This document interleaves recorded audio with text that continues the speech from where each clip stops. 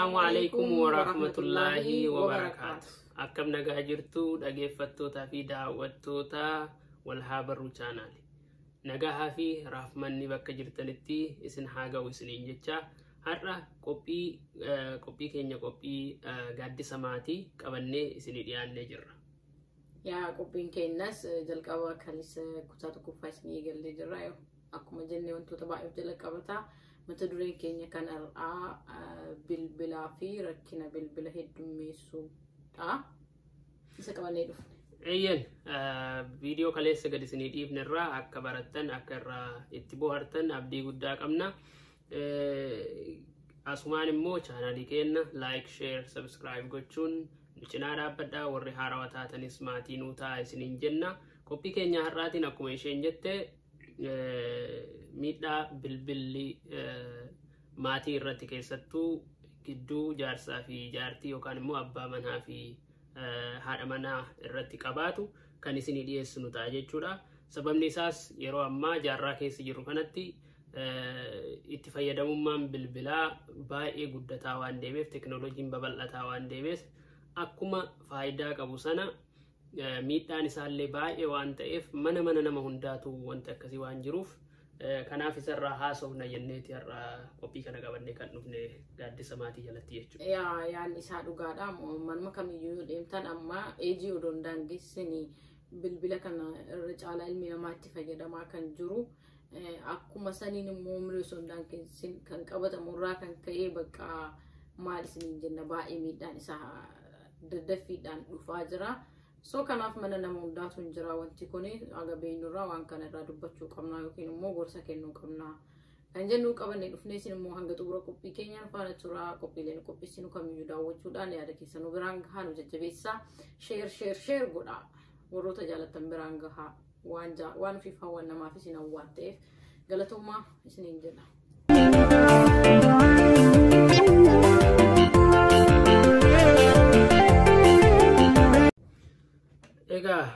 Qophii keenyarraa eegaluudhaaf bilbilli yookaan telefoonni nu harkatti qabannee deemnu kunniin faayidaa guddaa qaba. Namoota walitti nu fidaa, walii bilbillee, lafa fagoo kan biyya alaa jirru biyya keessa bilbillee ittiin haasofnaa, kominikeeshinii yookaan immoo walqunnamtii karaa laafaa ta'een kan itti argannu jechuudha. Maatii keenyaan kan wal arguu dandeenyu waan akkasii faayidaa guddaa qaba jechuudha.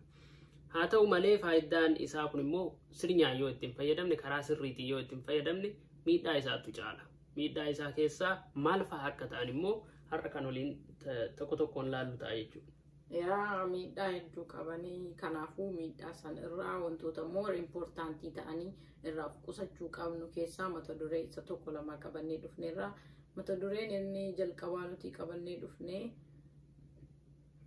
jaarsaa fi jaartii jidduutti rakkina bilbilli uumuu danda'uudha. Mata duree kana jalatti toopikii biraallee mata duree biraallee yeroo biraatti qabannee waan deemnuuf bal'aa waan ta'eef har'aaf gabaabsuuf jecha mata duree jaarsaa fi jaartii jidduutti qofa kan ilaallu rakkoo inni jaarsaa fi jaartii yookaan immoo abbaa manaa fi haadha manaa jidduutti uumuu danda'u qofaadha kan laallu jechuudha. Achi jalatti rakkina yeroo mana keessa dubartiin waa dalagdu mana aaraa keessa yookaan immoo kichinii keessatti yeroo waa dalagdu rakkina uumamuu danda'u sababa bilbilaa kanaan, yeroo karaa deemnu sababa bilbilaatiin wantoota uumamuu danda'an, rakkinoota gurguddoo uumamuu danda'an, hanga lubbuu keenyaaf nu saaxiluu danda'an, akkasuma immoo yeroo nyaata nyaannu jaarsaa fi jaartii yookaan maatiin faamiliin waliigala walitti dhufanii yeroo waa nyaatanuyyuu rakkina inni fiduu danda'u kana tokko laalla jechuudha.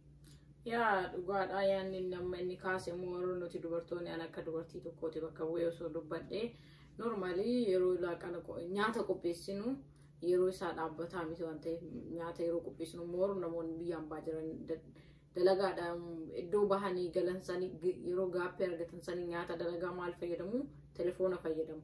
Gidduu sanii garuu wantichi ibiddarra jiru yookiin istooficharra jiru sun attentionii nama sanii garam deema? Gara bilbilaa deema. Beeytanii xiqqoo akka akshiniitti waan isin qopheessan illee qabamu rakka isin galuuf garuu immoo attentionii nama sanii gara bilbilaa yoo deebu namni sun daa'ima qabaachuu dandeetti. Haati sun namni biraa bira jiraachuu dhabuu danda'a beeyte. maal gooti amma osoo biddicharra wanti sun jiru wanti sun maal ta'a yoo danfu akkam ta'a dhangala'uun sun gara lafaa deema. Daa'imti sun dhuftee haadha jala osoo jiraattee maal ta'a dhangala'uun sun daa'ima sana jiguu danda'a. Elektiriikaa meebii gara keessaa gabbu immoo rakkina biraa fiduu danda'a. Kanaaf waan kanarraa dubbachuu feene.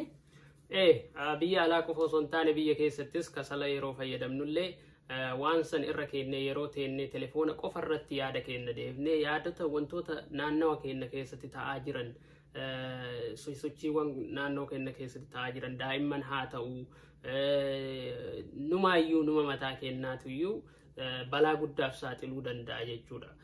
Bilbila keessatti bilbila laaluun gaariidha, bilbila fayyadamuun gaariidha. Garuu bilbila qofa yeroo mara yookaan itti madaqnee isuma qofa yookaan laallu ta'e faayidaan irraa argannu xiqqaachaa dhufeet balaan isaa baay'ataa deema jechuudha. Akkuma isiin jette elektiriika yookaan fayyadamnu ta'e mana gubuu dandeenya, balaa ibiddaatiif saaxilamuu dandeenya, daa'imman keenya immoo balaa guddaa irra geessuu dandeenya. Akkuma asitti isin argisiifnetti kichinii keessa yeroo taa'anii yeroo dhaabatanii bilbila qofa kan laalan yoo ta'e danfi achirraa ol danfu suni nuyi qaama qalbiin bilbila san keessa jirra waan ta'eef dafqi sun achi jigee yookaan luka ishee irratti bu'uu danda'a yookaan immoo daa'imman irratti bu'uu danda'a yookaan immoo electrical system keessa seenee waan adda addaa ibidda kaasuu danda'a waan ta'eef akkasuma warra kasala qabullee yoo ta'e gara biyyaa keessaatiin illee balaa guddaa fiduu danda'a waan ta'eef waan akkasii irraa osoo of qusanne gaariidha jechuudha. Yaa bakka kanatti waan yaada dhibeettaa namoonni wintarii osoo walii godhanuu gaafii osoo wal gaafatanuu mudannoo wayii namni suni maal jedhee odoon telefoona laalu wanti suni of telefoonumaa walii galatti miidiyaama kana osoo laalanii I think TikTok na fakkaata osoo laaltu lixxe beetee wanti itti toleetu maal na fakkaata. Suma kas gootu abbaan manaa ishii galee akkana yoo jedhu maanan seenaa garuu istirii dhagayeetu waan ta'eef abbaan manaa ishii yoo galuudhaa kanan hojjenne isin bilbilarra jirti yoo kana maal taatiin saalfattu fiqqaanfatti namaa mitiire saniif namni sun urga sanarraa TikTok laaluu dhaabee oduwaanii bilbila laaluu laaqana sun qopheessanii dalagaarraa na dhufe urga sanii ofirraa blog godhee TikTok ofirraa daleetu godhee jedhanii beete waan akkanaatu jira. Kanaaf bilbilarraa heddumeessine of qusachuu baay'ee barbaada. Akkuma faayidaa qabu yoo miidhaa waan qabu immoo miidhaan isaa hedduu waan nu miidhuu danda'uuf kanaaf meebii sammuu keenya irratti illee xiqqoo hadoodina sammuu fiduu danda'a elektiriika waan ta'eef wanti kun kanaaf qophii kana qabannee dhufne. Dhugaadha. Kanaaf waan akkasii irraa of haa qusannu mana keenya hunda keessa jira waan ta'eef wanti akkanaa keessattuu jaarraa kana keessa itti fayyadamni bilbilaa baay'ee itti addictive taanee waan jirruuf waan akkasii irraa osoo of qusannee gaariidha jechuudha. Inni itti aanu yeroo karaa deemnu makiinaanis haa deemnu yookaan konkolaataanis haa deemnu lukaanis deemaa haa deemnu bilbila keenya yeroo itti fayyadamnu baay'ata. Yeroo tokko amma karaa yeroo deemu anummaanu namni bilbila fayyadamaa deema ani immoo karaa deema calliseetumaan bilbila keessa jira waan ta'eef bilbiluma laalaa osuma deemu simatti bu'aa callisee yoo ofii kan keetii irraa gorte malee inni sun sin argu jechuudha. Konkolaataa jira karaa yoo deeman konkolaatatti bu'utu jira mukatti bu'utu jira waan qilee keessatti bu'atu jira akkuma as akshinii irraa argaa jirtan kanatti osuma deemtu waan hin taanetti bu'uu dandeetta jechuudha. Girgiddaatti bu'uu dandeetta waan balaa guddaaf si saaxilu makiinatti yoo buute makiinaan lubbuu kee baasuu danda'a. Ijoollee yoo si bira jiraatte ijoollee tan ta'e sanuu quban qabdu ofiis quban qabdu balaa guddaadhaaf nu saaxiluu danda'a jechuudha. Kanaaf kuni mana keenya hunda keessa jira waan ta'eef wanti akkanaa kun osoo hir'ifne gaariidha. Keessattuu abbaa manaatiif haadha manaa jidduu wantoonni akkanaa yoo kan jiraatan ta'e waliin jireenya isaanii irratti balaa guddaa fiduu danda'a jechuudha. Kanallee kan itti aanu kan laallu ta'a.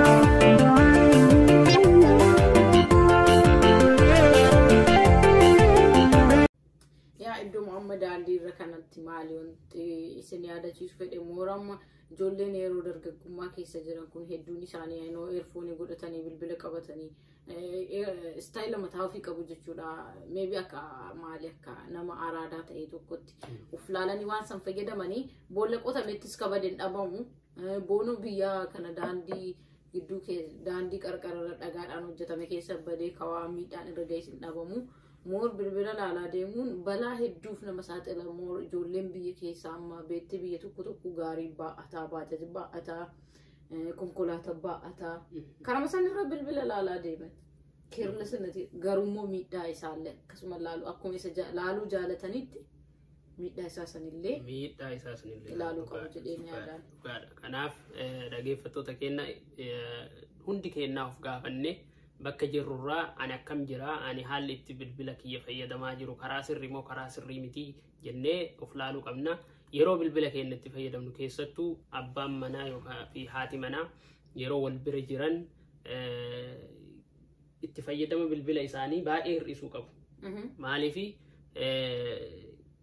fakkeenyaaf amma yeroo waa nyaatan hin dhufanii walitti nyaanni qophaa'eera yookaan inni yookaan isheen hin teetti bilbila irra jira inni yookaan bilbila san laala bilbiluma san laala isheen nyaata qopheessitee bira teetti maal gooti akkuma argitan kana Uma takka hin argu inni bilbila keessa seeneera. Bilbila keessa seeneera innumaayyuu. Bilbila keessa yoo seente waan naannoo keetitti ta'aa jiru san hin argitu. Isheen si bira jirtu sunuyyuu nama taatii kaanuu gubaayyuu hin qabdu jettu. Kuumaa hin qabdu. Kanaaf waan akkasiisantu jira. Deemee maaltu taare qaaqatu ka'a jaarsaaf jaartii jidduu. Abbaa manaa jettiif haadha manaa jidduu qaaqni ni ka'a. Ati anaayyuu quba hin qabduu jettiin. Yookaan immoo innillee ati anaayyuu quba hin qabduu jedhaan. Kanaaf wanti akkasii sun rakkoo guddaadhaaf nu saaxiluu danda'a waan ta'eef namni duraan inaasaa walitti haasaa taa'eeti walitti haasa'ee waliin yaada wal jijjiiran. Garuu amma wanti akkasiin jiru yaada ka wal jijjiirtuun bilbila kee waliin namaa waliin jijjiirtu. Duraan makiinaa konkolaataa keessa yoo seente nama bira teettee akka aadaa Oromootitti gosa wal gaafatta wal barata jechuudha. Eessaa akka dhufte haga abbaa torbaa wal gaafattee fira ta'uu dandeetta deemtee nama sanii wal gaafatta wal qoratta. Amma sun hin jiru bilbiluma kan keetiin wal qoratta teetteetumaan bilbiluma. Kanaaf wanti akkasii kanarra mana keenya jira waan ta'eef waan akkasii sanarraa osoo of gaafannee osoo irraa of qusannee gaarii ta'a jiraan. Daandii yoo jettu imala yoo jettu maal yaadadhee daandii keessa amma kan konkolaataa keessa deemanii yoo deemanuu maal godhanii akkuma duratti isiniin jedhe earfoonii osoo fayyadamanuu bilbila yookaan feesbuuka laalu yookaan muuziqaa wantuma wayii osoo laalanuu iddoo san bira kan darban iddoo fi deemuu fedhan san bira moor warri taaksii iddoo san bira muudannoon akkasii hedduu nama muudataa beetti namaan booddee immoo namaan waliin buudhufa maaliif bira na dabarsitee maaliif asiin na baastee asiin na buusteetu dhufa. Dhugaadha. Kanaaf yoo mana keenya teennu bilbila dhiifnee waliin haasa'uu haadha manaa teennaa waliin mari'achuu haala jiruuf jireenya keenyaa irratti haasa'uu akkamitti ijoollee teenya guddifannaa irratti haasa'uu waan jiru yaada wal jijjiiru waliin taphachuu haa baay'ifnu bilbila yeroo hedduu ni fayyadamna sa'aatii walii kennine sa'aatii kenna sa'aatii limit ta'e sa'aatii argitee dhaabbata sa'a takkallee haa fayyadamnu sa'a daqiiqaa 30 haa fayyadamnu yeroo dhaabbataa walii kennine bilbila keenya fayyadamuu hin dandeenya. Garuu immoo yeroo wal bira jirrutti namni waliin interact ta'uu qaba waliin haasa'uu qaba haasaa wal jijjiiruu qaba. Kanaaf isarratti akka hojjetan abdii qabna jechuudha. Yaa amma bilbila moor galgala yegguu rafanii namoonni qabatanii numarraa yoo laalle sometimes qabannee kan ciisnu yookiin immoo ciisnee kan xoxxonnu jiraachuu danda'a of bira kennee immoo elektiriikiidhaa chaarji goonee kan rafnu danda'a. Bilbilli sun maal qabee akka dhufu beekaa ka elektiriikaa bilbilli gariin OA wanta biraa fiduu kan danda'u moor baquummoo yookiin elektiriikni sun badee adada dhufuun jidduu sanii wanti konnektariin jidduu lamaanii waan jiruuf balaa inni fidu tilmaamuun naman dhibuu beeytanii. Kanaaf bilbila ofirraa fageessu moor immoo bilbila daandii as karaa odoo fayyadamtanuu daa'imman keessan isin jalaa laalu ilaalcha wanta isin hojjettan san qabataa deemu maaliif abbaan yookiin maamaan tiyya kana goote jedhanii waan qabatanii moor akkuma faayidaa guddaa qabu balaan inni fidee deemus wal dhabbii haadha manaaf abbaa manaa gidduutti haadhaaf ilmaan gidduutti abbaaf ilmaan gidduutti bakka waan in dhumatu toopikiin sa'aatiin isin dheerata garuu immoo mata duree irraa ijoo yeroo ammaa keessatti namni haalaan itti fayyadamaa jira jennee ilaalirraa kan isiniif finne. Kanaaf yaada kan akka fudhattanii irraa gammaddanii irraa barattanii waliif raabsitanillee abdii qabna. Dhugaadha. Kanaaf bilbila keenya fayyadamuu isaa irratti fayyadamummaa isaa irratti abbaan manaa haala yoo duraan bilbila kan baay'isu ta'e hir'isee haadha manaa isaa waliin haasawuu waliin haala jiruuf jireenya isaa irratti mari'achuu rakkinni mana isaanii keessa yoo kan jiraatu ta'e waan akkasii haasawaan furuu wal jala bilbila qofa irratti dhiyeessuun osoo hafee gaariidha. Akkasuma haati manaallee bilbila dhiiftee abbaa manaa ishee waliin interact gochuu waliin haasawuu waliin taphachuu haala jiruuf jireenya isaanii irratti mari'achuu yaada wal jijjiiruun akka aadaa keenya kan durii sanatti waliin haasofnee waliin taphannu sanatti isatti deebinee waan jiru hundaa karaa uumama ta'e qofaan bilbila dhiifnee bilbilli fayyaa kennaafillee yoo baay'ifne gaarii miti waan ta'eef fayyaa kennaafillee gaarii miti waan ta'eef waan akkasii sanirraa of qusachuun barbaachisaadha. Kanaaf dhaggeeffattoonni keenya maatiin keenya kan wal habarru wal gaafattanii of gaafattanii maatii keessan gaafattanii ani hoo maal keessa jira jettanii of gaafattanii waan kana hojiitti jijjiirtanii har'a irraa ka'ee ani bilbila kiyya itti fayyadamummaa bilbila kiyyaa ni hir'isaa jennee akkasitti of haa qabnu jennaani qophii keenya yaada takka dabarsu haadha manaa jettee xuyixee taabetee haati manaa amma abbaan manaa dalagaa galuu danda'a iddoo biraatiif daandii irraa deemee galuu danda'a. Isiin osoma quban qabaatin bilbiluma kan akkana fayyadamtee cadhistee osoma laaltu yoo inni banee seenee bilbila san keessa jirti yookaan muuvii ilaalti yookaan waan fanii wayii wantuma ilaalti namni alaa seenu sun maal ta'a namni kun anaaf iddoon qabu na tuffata hagana hundaa sammuun isaa waa baay'ee maraa deemti beektee waan faallaa ta'e tokko maraa isiin garuu eessa jirti deemteerti bilbila wajji deemteerti namni sun seenee isii bira dabree booroo taree taa'ee taazabuu danda'a. San irraan kan dhufe wanti dhufu xaxaan hedduun ni deema san keessa dabruun barbaanne jecha inni jedherraa isiniif kaasuu waan barbaadee fi moor nuti shamarranis hawwatiin kanaaf jecha bilbila keenya yeroo kam akka fayyadamnuu fi yeroo kam akka fayyadamne adda baasnee beekuun baay'ee barbaachisaadha. Maaliif bilbiluma kana beektee miree kana namoota hedduullee sobeetiin karaa faallaa ofu maaliif miidiyaarraa wal quunnamuu miree kunoo beektee amma toopikii kaleessaa keessa kaasneerraa keessattuu miidhaa isaanii jira jechuu ajandaa godhannee irratti baane malee. Kanaaf dargaggoos ta'ee shamarris ta'ee hawwatii walumaa galatti bilbila wannaa jechuun qabamu jechuu bilbila irratti attention ofii gatuun qabamu. Maal akka fayyadamanii akka fayyadamne dhugaadha. Ijoollee keenyallee ijoollee si yoo qabaanne ijoollee keenya haala gaarii irratti guddisuu qabna waan ta'eef ijoolleen teenya immoo homan hojjennu sallaaltee guddatti waan ta'eef waan akkasii irraa of qusannee ijoollee keenyaafillee fakkeenya gaarii taanee ofiifis waan faayidaa nuu qabu qofa osoo dalaynee bilbila fayyadamuun rakkoon qabu garummoo hagam akka itti fayyadamnu yeroo hagamiif akka bilbila san qabachuu dandeenyu dhaabbata osoo itti goonee osoo limitishinii qabaatee sila gaariidha. Kanaaf mana keenya jira waan ta'eef nu hunda keessa jira waan ta'eef waan kana irratti ilaallee sadarkaa hamaa irra osoo nu geessine yookaan immoo sadarkaa hamaa irra maatii keenya osoo hin geessine yeroon akka dhaabnu jechuu fi qophii kana isinii qopheessine jechuudha. Yaani kun ani baay'een jaaladhe gama kooti maaliif umrii dargaggummaa kana keessatti faamilii illee qabaadhu garuu waa hedduu si mudata beektee bilbila kanan ilaaltaanii hordoftaa mudannoo hedduu si qunnamuu si mudachuu danda'a. Sababuma isaatiin immoo meebii namaallee wal dhabuu dandeetta maaliif sababni hedduu waan jiruuf jechuu bilbilumarraa kan ka'e namaaniyyuu hedduu wal dhabuu dandeessaa.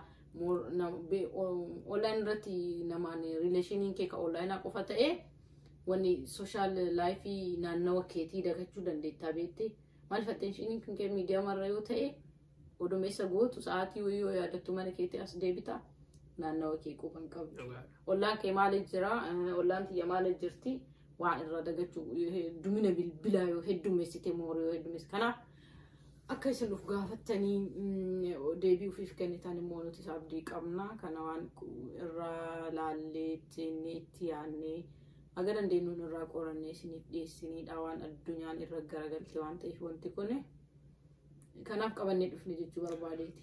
Kanaaf dhageeffattootaa fi daawwattoota keenya qophii keenya har'aatiin xumuruuf deemna. Qophii keenya irraa immoo akka barattan, akka irraa hubattan, akka itti bohaartan abdii qabna. Qophii keenya irratti yaadaa fi qeeqa adda addaas yoo qabaattan komentii jalatti barreessuun of hin qusatinaa isiniin jenna. Nullee isin dhageenna sababa keessaniin as jirra waan ta'eef yaadaa fi wanta isin nuu kennitan hamilees haa ta'u, qeeqas haa ta'u hundaayyuu kan keessummeessinu ta'a. Wanta sirreessinu yoo jiraate nutti himaa ni sirreessina.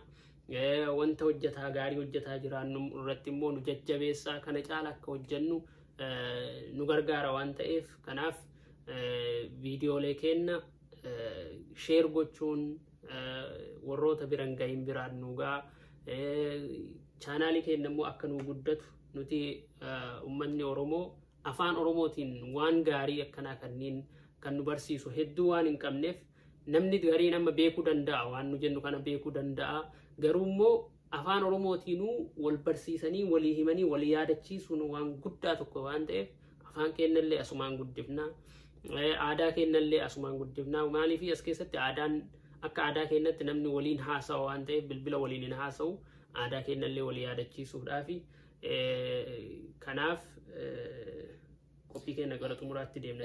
Kanaaf qabannee dhufne more attention keenya maal akka ta'e beeytanii more miidiyaa kana gubbatti haasa'u qofa osoo hin taane wanti more miidiyaa kana banneellee akka irraa hojjetanullee nu goone nus umrii dargaggummaa kana keessa jirra maaliif hin hojjenne afaan keenya kana maaliif hin guddisne maal ta'eeti afaan keenya kanaan wanti kun hin hojjetamne jenneeti like akka isin hubattan wanti nu beekuu qabnu afaan keenya irratti xiyyeeffannoo goone barsiisuunis afaan Oromootiin ni danda'a.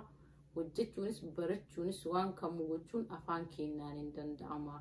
Isa jedhu akka nu beektan more barbaanna.